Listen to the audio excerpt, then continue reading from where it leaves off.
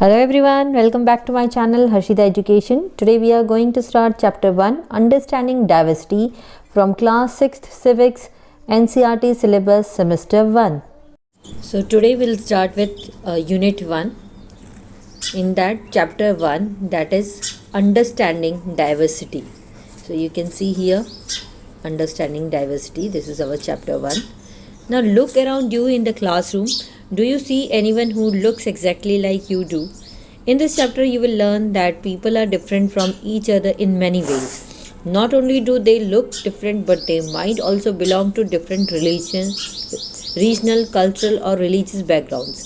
These differences enrich our lives in many ways and also make them more fun. तो आप अपनी class में जब देखेंगे तो क्या आपको अपने जैसा कोई दिखता है, मतलब आप ही के जैसे कोई सिमिलर दिख रहा है? तो आप इस चैप्टर में देखोगे कि लोग कई मायनों में दूसरों से अलग है।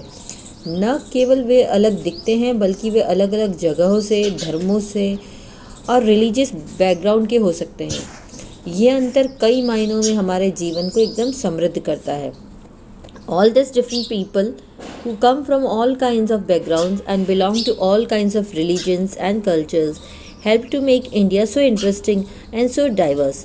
What does diversity add to our lives? How did India become like this? Are all kind of difference a part of diversity? Can diversity also be a part of unity? Read this chapter to find some answers. तो ये सभी अलग अलग लोग हैं जो सभी प्रकार के बैकग्राउंड से आते हैं और सभी प्रकार के धर्मों और संस्कृतियों के हैं जो भारत को इतना दिलचस्प और इतना विविध बनाने में मदद करते हैं। तो विविधता हमारे जीवन में क्या जोड़ती है? भारत ऐसा कैसे बन गया है? सभी प्रकार के अंतर विविधता का हिस्सा हैं। क्या विविधता भी एकता का हिस्सा हो सकती है? तो हमें इन सब जवाबों को खोजने के लिए इस चैप्टर को आगे पढ़ना होगा। तो यहाँ पे पहले आप देख सकते हैं, मैं चैप्टर स्टार्ट करने से पहले आपको बताऊँ कि यहाँ पे आप ये 3 तस्वीर अलग अलग देख सकते हैं और आपके पास यहाँ पे एक बॉक्स दिया गया है। Now 3 children around your age have drawn the figures above. Use the empty box to draw your human figure. Is your drawing similar to any of these others? तो आपकी उम्र के 3 बच्चों की तस्वीर यहाँ पर ड्रॉ की गई है। ये 3 अलग अलग बच्चों ने ये ड्रॉ किया है। तो साइड पे जो आपको खाली बॉक्स दिया है वहाँ पर आपको अपनी पिक्चर ड्रॉ करनी है। ड्रॉ करने के बाद आप देखें कि क्या आपकी ड्राइंग दूसरों के जैसी है, सिमिलर है। The chances are that your drawing is quite different from the other 3 which you can see are quite different from each other. This is because each one of us has a unique drawing style.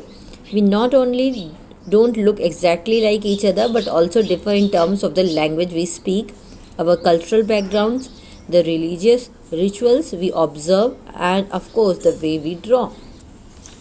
तो ये पूरी संभावना है कि आपकी drawing दूसरी 3 से काफ़ी अलग है, जिसे आप देख सकते हैं इस चैप्टर में। ये एक दूसरे से काफ़ी अलग अलग है। इसका कारण यही है कि हम में से प्रत्येक के पास एक यूनिक ड्राइंग है, एक यूनिक ड्राइंग स्किल है। हम न केवल एक दूसरे की तरह दिखते हैं बल्कि जो भाषा हम बोलते हैं, उसका कल्चरल बैकग्राउंड, रिलीजियस रिचुअल्स जिसे हम ऑब्ज़र्व करते हैं, वो हमने जो ड्रॉ किया है उससे काफ़ी अलग है। तो ये सारी चीज़ें काफ़ी अलग अलग है। Now ask your teacher to help you check how many of you have similar answers. Is there anyone whose list matches your exactly? Probably not, but many of you may have similar answers. How many like reading the same kind of books? How many different languages are spoken by them? Students in your class. But now you must have recognized the many ways in which you are quite like some of your classmates and other ways in which you are different from them. तो अब आप अपने teacher से पूछें कि आपको वो help करें कि आप में से कितने लोग के आंसर जो है वो सेम है। क्या कोई है जिसकी लिस्ट आपके साथ बिल्कुल भी मेल नहीं खा रही है? शायद नहीं, लेकिन आप में से कई लोगों के जवाब समान, एकदम सिमिलर हो सकते हैं। एक ही तरह की किताबें पढ़ना कितने बच्चे पसंद करते हैं? आपकी क्लास में कितने बच्चों जो हैं वो कितनी अलग अलग तरह की वो भाषाएं बोलते हैं? तो अब तक आप कई तरीक़ों से पहचान चुके होंगे कि आप अपने कुछ क्लासमेट्स से कितनी तरह से अलग हैं, आपकी पसंद नापसंद कितनी अलग अलग है। Next is making friends. Do you think it would be easy for you to make friends with someone who was very different from you? Read the following story and think about this. तो क्या आपको लगता है कि आपके लिए किसी ऐसे व्यक्ति से दोस्ती करना आसान होगा जो आपसे बहुत अलग है? तो यहाँ पर हम एक कहानी पढ़ेंगे और फिर इसके बारे में आगे हम सोचेंगे. I had meant it as a joke made up for a small ragged boy who sold newspapers at the Janpat crossing at the busy intersection. Every time I cycled past, he would run after me, holding out the English newspaper and screaming out the evening's headlines in a mixture of Hindi and English words. This time I stopped by the payment and asked for the Hindi paper. His mouth fell open. तो ये कहानी एक छोटे से गरीब लड़के के बारे में है जो कि न्यूज़पेपर बेचता था. वो जनपद क्रॉसिंग पर अपने न्यूज़पेपर बेचता था. तो ये कहानी एक दूसरा लड़का बता रहा है कि हर बार जब मैं साइकिल चलाकर जाता था तो वो लड़का मेरे पीछे दौड़ता था और चिल्लाते हुए बोलता था इंग्लिश पेपर. उसके हाथ में इंग्लिश का पेपर होता था, हिंदी का पेपर होता था, और इस पेपर को पकड़ के वो बोलता था हिंदी और इंग्लिश के वर्ड्स कुछ मिक्स में वो बोलता हुआ कहता था कि इवनिंग हेडलाइंस, ये पेपर ले लो. You mean you know Hindi, he asked. तो उस लड़के ने पूछा कि क्या तुमको हिंदी पेपर चाहिए, इस तरह से उसने पूछा. Of course I said as I paid for the paper. तो उस लड़के ने कहा कि हाँ मुझे हिंदी पेपर चाहिए. अब ये किस बात पे ये बात हुई? तो जब वो लड़का इस तरह से चिल्ला रहा था इवनिंग हेडलाइंस, तो इस बार जो लड़का साइकिल चला रहा था उसकी बात सुनकर फुटपाथ पे रुक गया और उसे बोला कि मुझे हिंदी पेपर दो. तो ये बात सुन उसका मुँह खुला का खुला रह गया. उसको ऐसा लगा कि भाई इस लड़के को हिंदी आती है. तो उसने बोला हाँ मुझे हिंदी का पेपर चाहिए. Why what did you think? तो ये दूसरा लड़का बोलता है क्यों, तुमने क्या सोचा? He paused but you look so अंग्रेज. He said you mean you can even read Hindi. तो वो लड़का रुक गया और फिर कुछ थोड़ा सा सोच के बोला कि मुझे तुम्हें देखकर ऐसा लग रहा है कि तुम अंग्रेज़ जैसे लग रहे हो, तो मुझे लगा कि तुम्हें हिंदी पढ़नी आती है. तो of course I can, I said this time a little impatiently. तो उसने बोला ऑफकोर्स मुझे हिंदी पढ़नी आती है. I can speak, read and write Hindi. Hindi is one of the subjects I study in school. तो वो लड़का बोलता है कि ऑफ कोर्स मुझे हिंदी पढ़नी आती है. मैं खाली हिंदी पढ़ ही नहीं सकता, मैं लिख भी सकता हूँ, बोल भी सकता हूँ और बातचीत भी हो सकती है उसमें, क्योंकि हिंदी मेरा एक सब्जेक्ट है स्कूल में. तो subject, he asked how could I explain what a subject was to someone who had never been to school. Well it is something. I begin but the lights change and the honking behind me grew 100-fold and I let myself be pushed along with the rest of the traffic. तो जब subjects की बात मैंने करी तो उसने पूछा कि सब्जेक्ट्स, मैं उसे कैसे समझा सकता हूँ कि सब्जेक्ट्स क्या है? जो बच्चा कभी स्कूल ही नहीं गया था उसे मैं कैसे समझा सकता हूँ कि सब्जेक्ट्स क्या है, ये कुछ है. ऐसे करके उस लड़के ने साइकिल चलानी शुरू करी क्योंकि पीछे ट्रैफिक लाइट चेंज हो गई थी और उसके पीछे काफ़ी सारा ट्रैफिक जैम हो चुका था. Next day he was there again smiling at me and holding out a Hindi paper. भैया ही सेड आपका अखबार. अब बताइए ये सब्जेक्ट क्या चीज़ है? The English word sounded strange on his tongue. It sounded like its other meaning in English to be ruled by someone else. तो अगले दिन वो फिर वहीं था. मुझे देख के वो थोड़ा सा मुस्कराया और हिंदी का पेपर मुझे पकड़ाया. भैया आपका अखबार. अब मुझे बताइए ये सब्जेक्ट क्या चीज़ है? तो ये इंग्लिश का वर्ड उसके मुंह से कुछ अटपटा अजीब सा लग रहा था. तो जब वो लड़का इस शब्द को इंग्लिश में बोल रहा था तो उसका मीनिंग कुछ अलग ही लग रहा था, मानो किसी और के द्वारा उसको रूल किया जा रहा है, मतलब कोई रूल कर रहा है, इस तरह से लग रहा था. Oh it's just something to study I said. And then because the red light had come on I asked him, have you ever been to school? Never, he answered, and he added proudly, I began working when I was so high. He measured himself against my cycle seat. First my mother used to come with me, but I can do it all alone. तो फिर वो लड़का बोलता है ये सिर्फ पढ़ने के लिए है, क्योंकि जब उसने उसका मीनिंग मतलब सब्जेक्ट्स का बताया कि भाई ये सब्जेक्ट क्या है, तो सब्जेक्ट्स का मतलब वो बता रहा है कि भाई ये एक विषय है जिसे हम पढ़ते हैं. लेकिन जैसे ही मैंने ये चीज़ बोली इतने में तो वो पीछे से जो ट्रैफिक की जो लाइट थी वो रेड लाइट हो चुकी थी. तो मैंने उससे पूछा कि क्या तुम कभी स्कूल गए हो? उसने जवाब नहीं दिया और उसने बहुत ही गर्व से मुझे बताया कि मैं इतनी उम्र में मैंने काम करना शुरू कर दिया था और उसने मेरी साइकिल की सीट से अपने आप को खुद मेजर किया, मापा। पहले मेरी माँ मेरे साथ आती थी, लेकिन अब ये सब काम मैं अकेले कर सकता हूँ।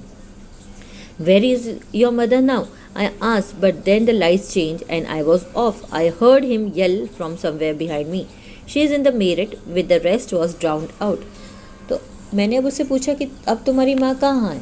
तो मैंने उससे पूछा, लेकिन फिर ट्रैफिक लाइट चेंज हो गई थी और मैं चल पड़ा। लेकिन वो पीछे से चिल्लाता हुआ बोला कि मेरी माँ मेरठ में है। बाकी सब मुझे सुनाई नहीं दिया। My name is Sameer, he said the next day, and very shyly he asked, what's yours?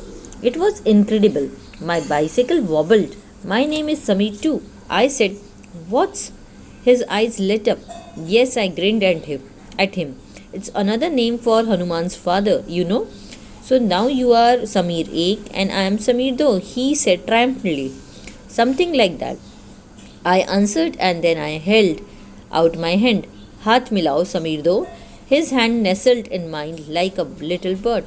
I could still feel its warmth as I cycled away. तो मेरा नाम समीर है, उसने अगले दिन ऐसे मुझे बताया जब हम लोग मिले, और उसने बहुत शर्माते हुए मुझसे पूछा कि तुम्हारा नाम क्या है। तो ये बहुत ही अतुल्य वाली बात थी, क्योंकि मेरा नाम भी समीर था और उसका नाम भी समीर था। तो ये बात सुनकर मेरी साइकिल एकदम लड़खड़ा सी गई। मेरा नाम भी समीर है, ये सुन उसकी आंखों में एकदम चमक आ गई, और ये देख मुझे हंसी भी आई। समीर नाम हनुमान के पिता का दूसरा नाम है। तो ये बात मुझे कह रहा था कि भाई जो समीर नाम है यह हनुमान के पिता का दूसरा नाम भी है।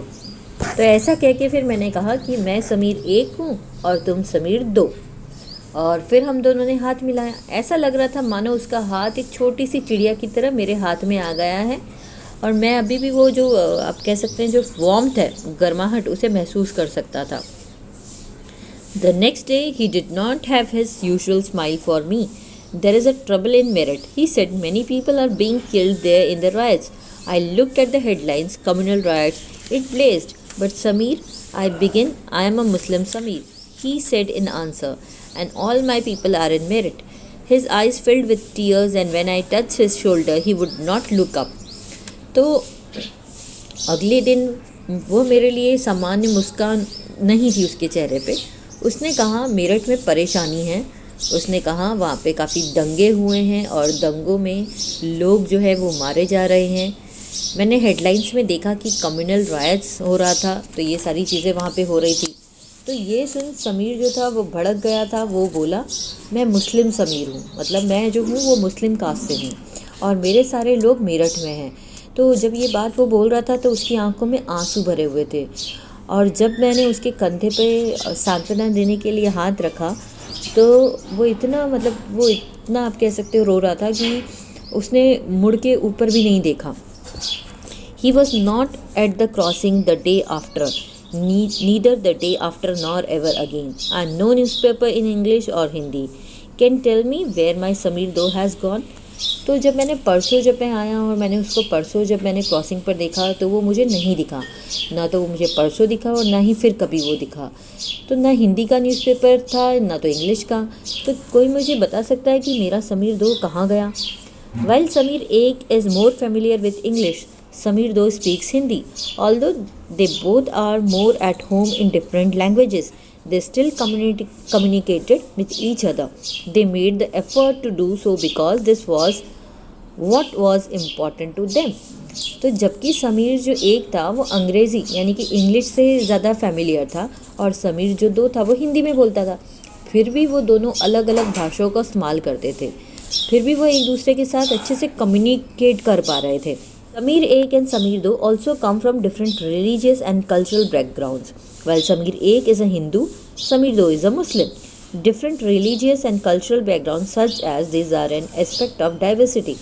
तो समीर एक और समीर दो अलग अलग धार्मिक और सांस्कृतिक बैकग्राउंड से बिलोंग करते थे। जैसा कि अभी हमने देखा, समीर एक हिंदू था और समीर दो मुस्लिम था।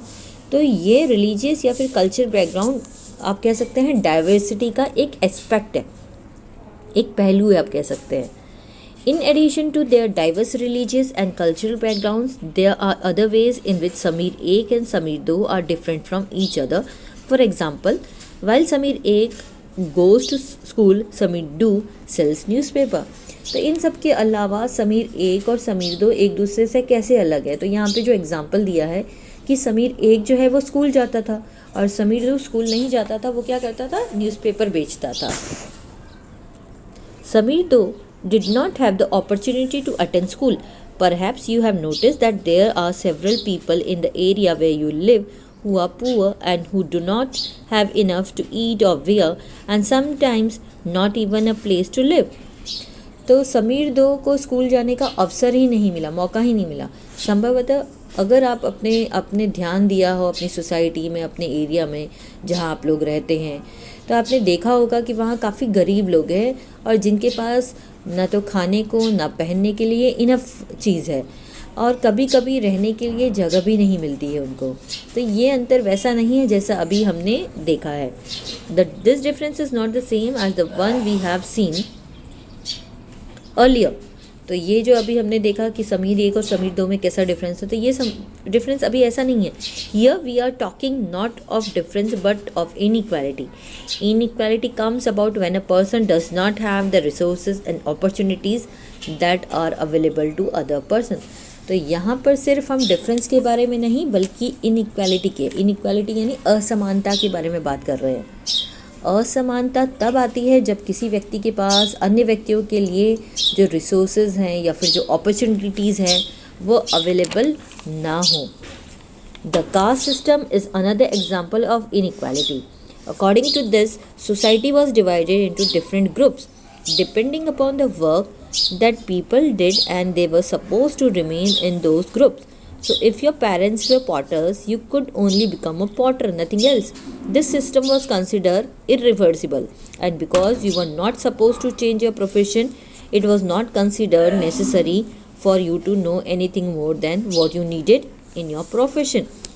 This created a situation of inequality. You will read more about this and other inequalities in the following chapters. तो कास्ट सिस्टम इनइक्वालिटी का एक अच्छा एग्जाम्पल है। इसके अनुसार लोगों द्वारा किसी किए गए कामों के आधार पर समाज को अलग अलग समूहों में, ग्रुप्स में डिवाइड किया जाता है और वे उन समूहों में रहने वाले लोग थे। तो जैसे अगर आपको पता हो कि अगर माता पिता, अगर आपके पेरेंट्स जो है वो पॉटर यानी कि जो घड़े वगैरह बनाते हैं, तो आप केवल एक पॉटर ही बन सकते हैं और कुछ नहीं। इस सिस्टम को उल्टा नहीं किया जा सकता था क्योंकि आप अपने पेशे को यानी कि अपने प्रोफेशन को बदल नहीं सकते थे। इसीलिए आपके लिए अपने पेशे को जितना वो आवश्यक था उससे अधिक कुछ भी जानना ज़रूरी नहीं माना जाता था। तो आप जैसे जैसे आगे चैप्टर पढ़ेंगे आप और भी इनइक्वालिटी के बारे में जानेंगे। तो अभी यहाँ जो मैंने इक्वालिटी के बारे में बताया, तो आजकल ऐसा नहीं है, ये काफ़ी सारी चेंज हो चुकी हैं। अगर आज की डेट में आपके पेरेंट्स पॉटर हैं तो ज़रूरी नहीं है कि आप पॉटर ही बने, आप और कोई प्रोफेशन भी सेलेक्ट कर सकते हैं। So till here, in our next video will continue the chapter. Bye bye.